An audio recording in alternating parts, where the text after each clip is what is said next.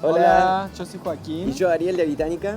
y estamos acá para ayudarles a cuidar sus plantas. Hoy vamos a tener ayuda con el cuidado de las plantas porque no vamos a ser nosotros quienes les van a enseñar cómo cuidar las plantas, sino que vamos a hacer un tour. Que nos pidieron mucho, que es el de crasas y suculentas. Como nosotros no sabemos tanto sobre esto, nos contactamos con Sergio para que él nos explique mucho mejor de esto. Este va a ser un video largo, así que lo vamos a dividir en dos partes. Otra cosa a tener en cuenta es que tuvimos un poco de problemas con el tema de audio, así que en un momento se va a escuchar excelente y en otros momentos se va a escuchar más o menos. Ténganlo presente a esto y arrancamos entonces con el tour. Sí, allá vamos. Buenas, Sergio, muchísimas gracias por recibirnos acá. Gracias a ustedes por haber venido y elegir esta propuesta para mostrar. Estamos súper contentos de ver todo lo que hay acá, pues ya estuvimos viendo un poquito y hay un montón de cosas. Pero antes vamos a hacerles algunas preguntas a Sergio para que lo conozcan un poco. Y un poco lo primero que quiero decirte, consultarte es, ¿cómo fue que te iniciaste con esta colección de cactus? Yo lo cuento como una anécdota también, ¿no? Porque hace más de 10 años que estoy a full con los cactus. Pero también me acuerdo que era un gordito chiquitito, me bajaba en la sierra cuando iba con mis viejos a tomar mate al río. Ellos iban a tomar mate y yo me subía a la montaña a buscar a veces un cactus, cosa que está mal hecha, pero lo hacía. Entonces ya desde chiquito tenía un gusto muy particular por estas plantas. Tenés, o sea, en toda la colección que tenés acá, ¿tenés todavía por ahí, o cuál fue la primera con la que iniciaste todo esto? ¿Está Bueno, todavía o murió? No, las plantas están porque son plantas que tienen una capacidad de sobrevida tremenda, nos superan a nosotros. Esta planta siempre me volvió loco y yo decía, eran chiquitas y yo decía cuando pueda voy a tener el tamaño más grande al que puedan llegar. Y bueno, esta es una de las primeras que más me gustaba, pero me gustan mucho los cactus cordobeses. Me gusta mucho un género que se llama Gymnocalycium y bueno, incluso lo investigo y todo. Nosotros conocimos a Sergio a través del Botánico. Sergio trabajaba en el Botánico. Sí, de hecho salgo ahora el 20 de febrero, termino mi trabajo en el Botánico, pero bueno, doy las gracias porque haber estado en el Botánico me permitió ver las plantas en una dimensión que yo en mi casa no podía verlas. Cómo se comportan en forma natural, cómo se comportan en grandes espacios. Pude interpretar a la planta por qué se comporta como realmente se comporta. Y en esa interpretación me permite manejar mucho mejor la planta después en cultivo. Y además hay algo que tienen que saber, que justo Sergio está próximo a sacar un libro. Contándonos un poquito de lo del libro. Lo del libro es algo muy particular porque cuando decidí escribirlo hace un par de años más largos atrás, digo, ¿qué se puede escribir de estas plantas que no esté escrito? Porque para escribir un libro y repetir algo que ya repiten otros no tenía mucho sentido.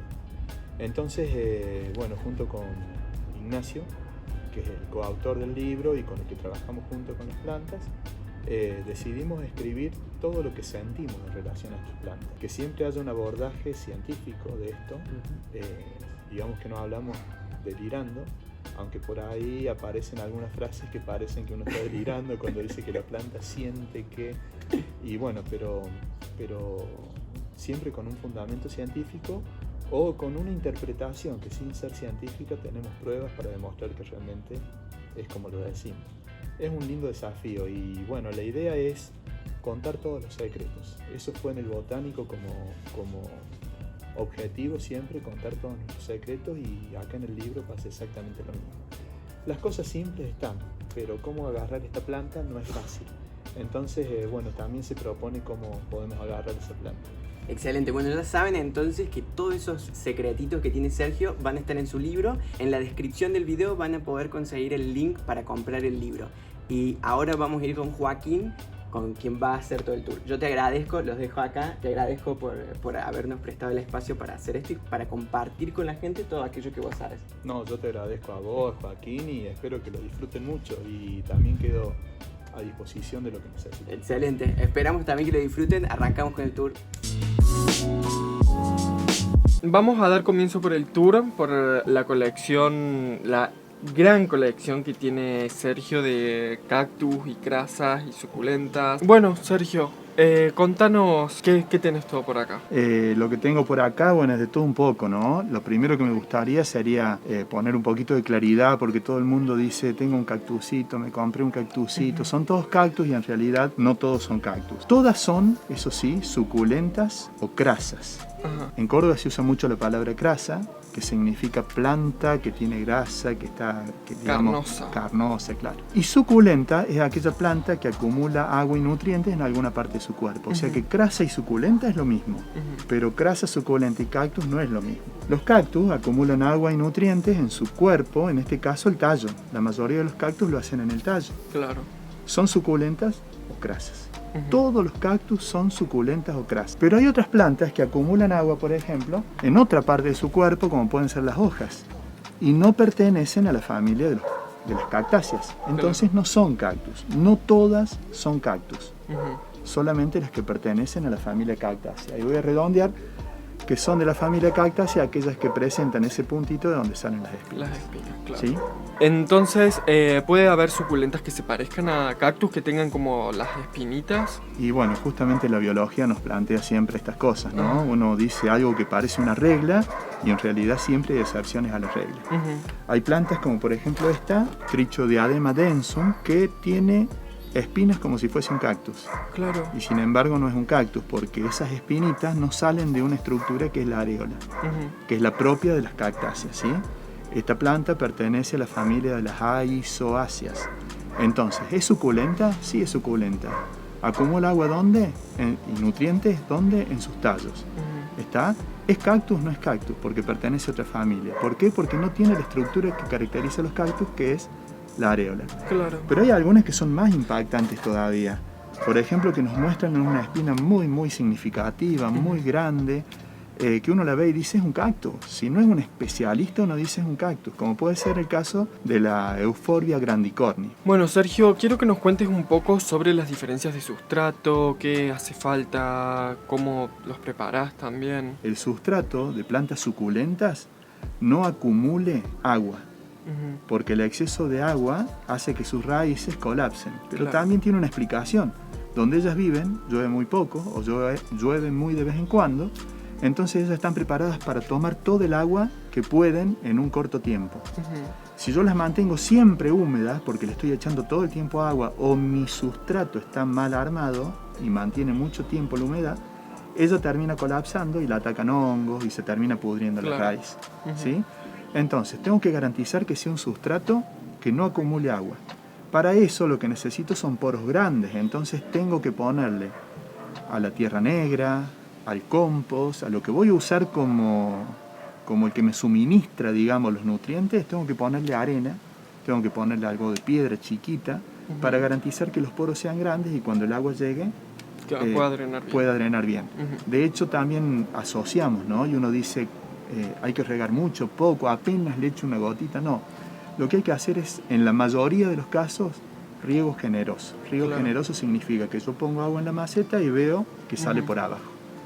El secreto está en no volver a regar hasta que no se secó todo el sustrato. Claro. Yo echo agua acá, veo que sale por acá. Y no vuelvo a echar agua hasta que no se secó todo el sustrato. Y vos me podréis decir, ¿y cómo sé cuándo se secó todo el sustrato? Una forma práctica, porque también tienen piedritas, ¿ves arriba? Sí. Bueno, esas piedritas lo que hacen, aparte de decorar, lo más importante, le dan a la planta una circulación de aire en lo que se llama cuello de la planta, que es la zona más sensible al ataque de los hongos. Claro. Entonces, es estratégico porque es bonito, contrastes de colores, pero también es estratégico para un buen manejo. Bien. Sigo sin cómo sé cuando esto se quedó sin agua. Y la cosa es simple. Yo le echo agua a esta planta y sale por abajo y te digo, levántala. Vos sabés el peso que tiene ahí. Claro. ¿Sí? Vos dejás pasar una semana y volverla a agarrar y vas a ver de que esta planta en verano, con este tamaño de maceta, en una semana se seca. Claro. Y vas a saber cuándo tenés que regar, sea la época que sea, porque ya vas a estar familiarizado con los pesos de tu planta. ¿Es para todas las plantas suculentas, cactus y las otras suculentas igual? Para los cactus es más inorgánico, se lleva más arena. Claro. Si tengo que hablar de una proporción, te diría, no sé, 3 partes de tierra negra, 2 partes de arena. Claro. La parte es un tarrito de durazno o en un vasito. La misma medida. La misma medida.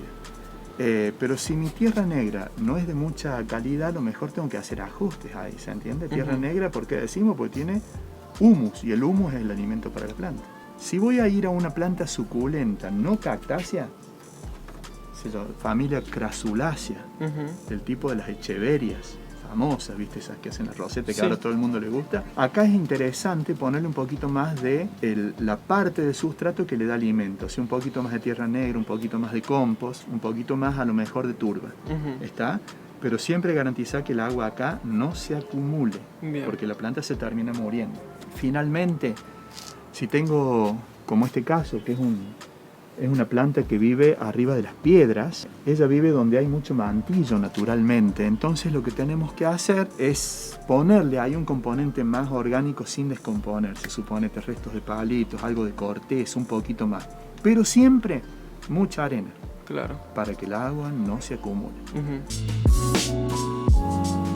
Bueno, Sergio, contanos entonces qué es lo que tenés por acá arriba. Y bueno, acá está un poco concentrada todo lo que es la colección de la familia Cactáceas, o sea, todo lo que son cactus, cactus verdaderamente, ¿no? ¿De qué lugares tenés plantas acá? Bueno, la mayoría de estas que tenemos a nuestras espaldas son plantas mexicanas.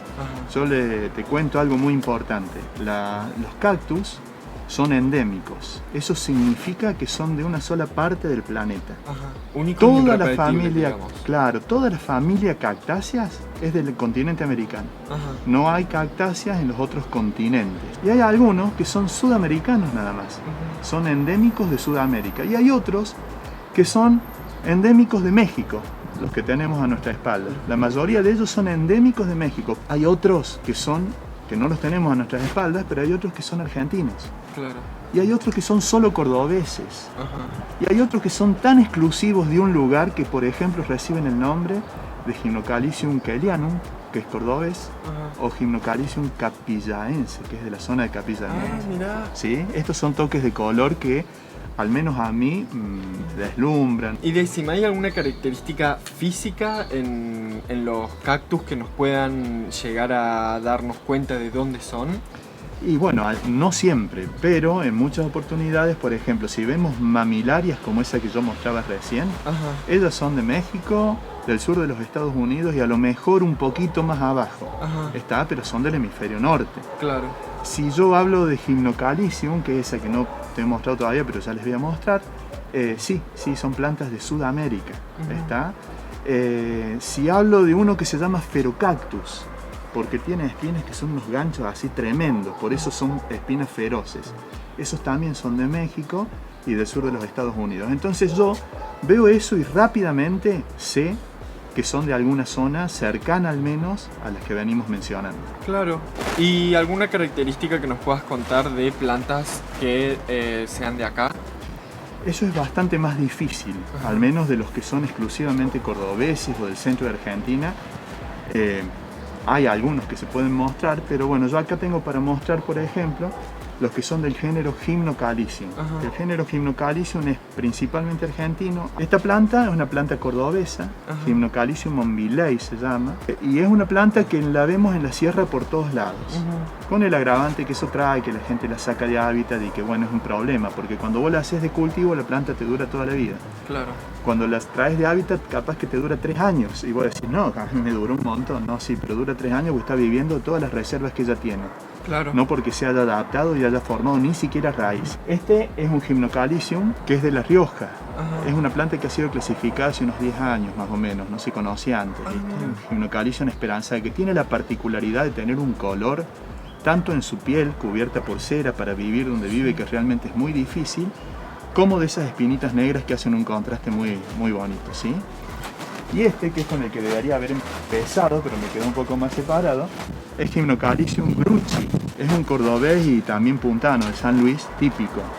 Y nos muestra por qué Gymnocalycium, por qué recibe ese nombre. Cáliz es la parte que sostiene la flor, que sería esta. Gimno quiere decir que no tiene ni espinas, ni pelos, ni nada, solamente unas escamas que podemos tocar. A ver. Wow. Es una planta muy, muy bonita. Si ustedes la ven en hábitat, es un milagro. ¿Saben por qué? Porque en hábitat está casi al ras del suelo, porque ella se guarda para soportar las inclemencias climáticas de las sierras cordobesas. ¿Está? Llegan las lluvias y ¿qué hace? Absorbe agua, se asoma, produce la flor, rápidamente hace el fruto, libera las semillas y de a poquito empieza a mandar todas sus reservas nuevamente a la raíz. Cuando la cultivamos y la compramos en un vivero, nosotros tenemos la posibilidad de verla todo el año de esta forma. Es imposible ver esta planta en hábitat con estas características, ¿sí?